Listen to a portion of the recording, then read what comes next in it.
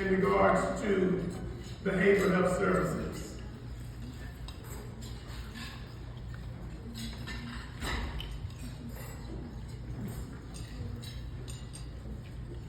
Jackie McKinney, she was born in 1834 and she died in July 2021. Ms. McKinney left an imprint not only on the Black culture, but she also in the world of advocating for those that have struggled with mental health, trauma, and substance abuse. Ms. McKinney showed the world that resiliency sees no color, and she personally fought through homelessness, systemic racism, oppression, and trauma. Ms. McKinney did impeccable work advocating for those that often feel voiceless, which led her to receive the Lifetime Achievement Award from the Substance Abuse and Mental Health Services Administration's Voice Awards program. Ms. Jackie McKinney has done work that we should not only be grateful for this month, but for every day. So I would like for you all, in her memory, to give Ms. McKinney a round of applause.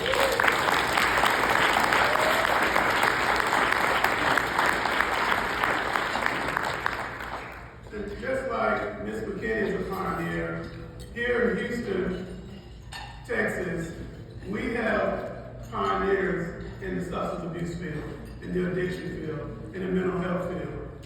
And every year, when we have Spectrum or when we have State TAP, there are awards that we give out at these conferences. I know the State TAP conference is coming up in the fall of October. And so I want to make sure that we recognize each other for all the work that we do 365 days a year. Because it's important. I mean, I know that lots of times people don't want to be recognized for what they do, but I think it's important that we do recognize people because, as you know, this work is sort of like a ministry. It's our lives. I've been in this field for 30 years, and definitely I couldn't imagine doing anything else with my life. And I've touched so many people's different lives along the way. So definitely I want to make sure that you all not miss your opportunity to make sure that we recognize our fellow colleagues at the State TAP Conference that's coming up in October this year. You can get more information from Houston Chapter TAP, or you can go to the website to find out more about these awards. So at this time, while you all are being served food, I would like to talk about an individual. I'm not going to say her name yet, but she's a person in long-term recovery for 32 years and has served in the recovery industry for 25 years. She resides in Houston, Texas, and she's a former member of Houston Chapter TAP Board. She currently serves as chair of the Recovery Care Services Committee. She's a undergraduate at UHD, University of Houston Downtown, and will be attending University of Houston School of Social Work this year. She's working as a Recovery Support Services Administrator for Avenue 360, an organization under Samsa Esper team for a 5-year research grant to illustrate how recovery support services can integrate with the federal qualified center successfully. She formally developed, directed, and managed recovery support services for Santa Maria Hostel, a state license and funded program for women and children.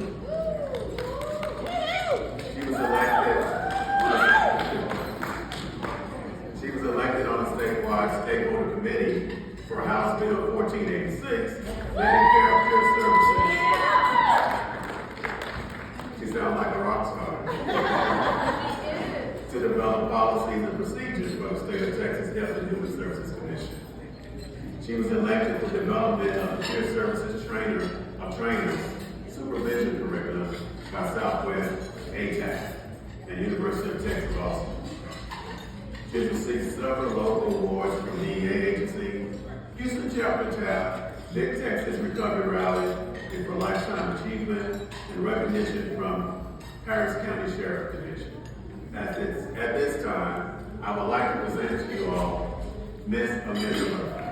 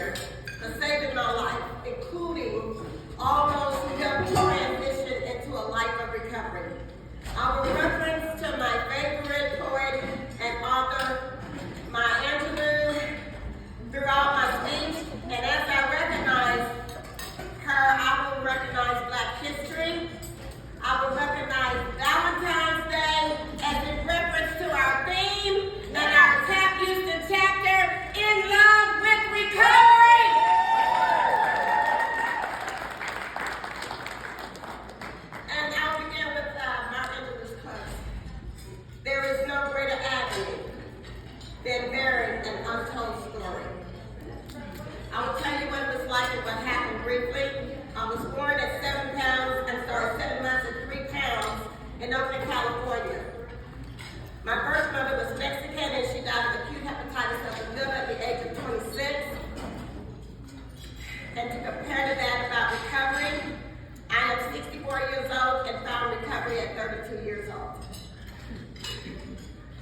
At the age of 2, I was in foster care with a family who cared for me, but I ended up with a third-degree burn on my right leg on the side where it was covered from my ankle to my knee.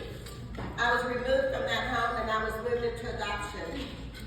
I was moved to a family who had no children at 5 years old. And at 14, from 5 to 14, I was a nightmare.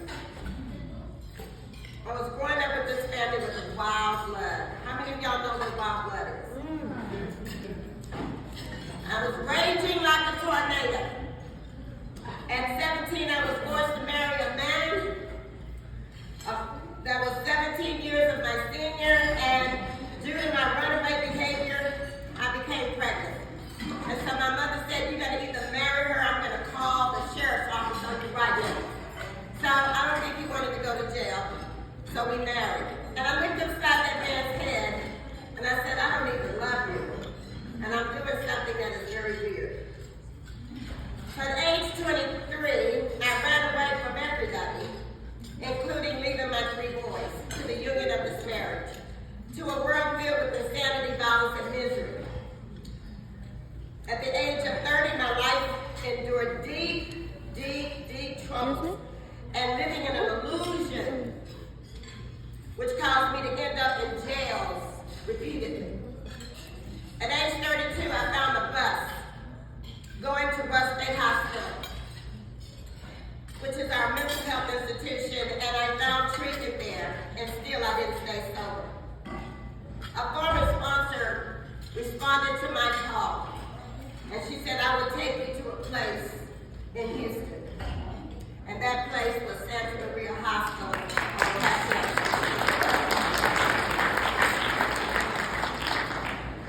I have not looked back then. I volunteered at the Houston Council on alcohol and drugs. At that time, it was not called Council on Recovery. And basically, I learned a great deal there. So what is it like now for me? I learned how to ask the hard questions to treatment providers, to teach me how to live this life of recovery. I went to support groups and was patient with the fact that I had to sit there for a whole hour plus and listen to my peers talk about their day-to-day life in recovery. I found a sponsor and we are still connected today in a very meaningful relationship. I chose NA, I chose CA, and I chose AA. For those of you that don't know what that is, Narcotics Anonymous, Cocaine Anonymous, and Alcoholics Anonymous, which gave me a life of peace and happiness. I learned how to be one in a family. I learned how to be a friend among friends. I learned how to be a worker among workers. And I learned how to trust myself. Most of all, I learned how to be a member of society. I am developing how to remove this self-centered behavior because it blocks my partnership, relations with my society, my culture of recovery, and other societies at large. So my final words today is where I stand now with strong conviction. Now I'm experiencing a paradigm shift of how people think and get things done that appears and replaces a prop paradigm. I like to think it's a massive change in thinking that occurs when something old becomes obsolete and new ideas replace it. I want to be among the innovative thinkers to make change. I want to be with the resilient people to make change. I want to be among the critical thinkers to make change. I want to have developed future recovery programs that embrace all cultures, to heal and teach and remove stigma. I want to advocate and promote multiple pathways to recovery, to the judicial system, to the medical system, and to the public health system. I want to be part of a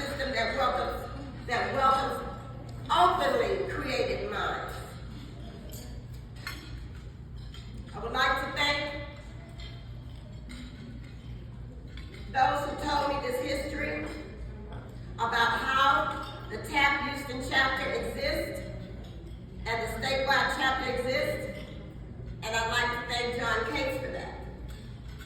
I would like to thank a beautiful soul who embraced me to learn how to bring all my skills and talents to the table and workplace, and introduced me to a wonderful society of talent, and that's Miss Kay Austin. I would like to thank many others, including Ellen Jo, who I've known for a long time, and I have to tell this story.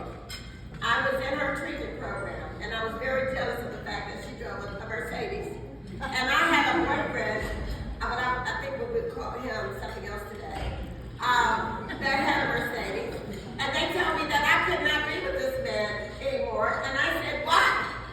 And they said, well, they gave me the reasons. And I said, but you drive a Mercedes? And is that okay? You know, and she stated to me, and our program director stated to me, it's not about us.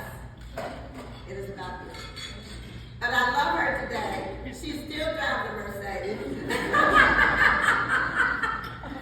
She's still driving a Mercedes, and I love her very much. Thank you so much again for making that opportunity for the John Penny Award Scholarship available to me as I continue my education at University of Downtown. I would like to thank Amelia Washington, the president of our TAP Houston Chapter Board, for this amazing opportunity, for giving me a chance to have a voice. Also, I'd like to thank all the board members of the TAP Houston Board and all the members.